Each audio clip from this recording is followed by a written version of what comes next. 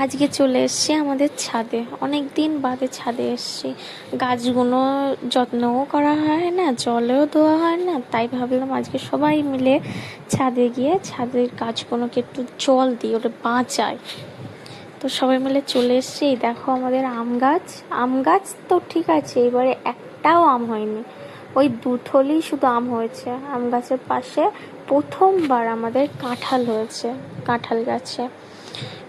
ভেবে পাচ্ছি না কাঁঠাল হয়েছে বলে আনন্দ করব, না গাছে আম হয়নি বলে কান্না করবো। এই প্রথমবার আমাদের গাছে এত কম আম হয়েছে। যাই হোক, এদিকে আমি আর আমার ছেলে দেখো মজা করছি ছাদের উপরে এসে, আর আমার শাশুড়ি গাছগুলোর গোড়ায় কিছু আগাছা হয়েছিল সেইগুলোই তুলে দিচ্ছে।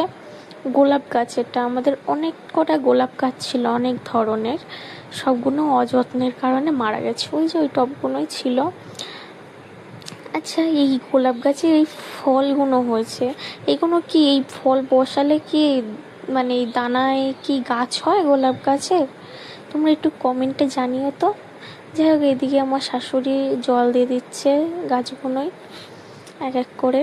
আবার চলে আসছিলাম এদিকে আম গাছে কড়া আম হয়েছে দেখার জন্যে। জাম গাছে তো জাম ভরে গেছে, কালো জাম। যাই হোক, টাটা, আজকের মতো আমরা সবাই নিচে চলে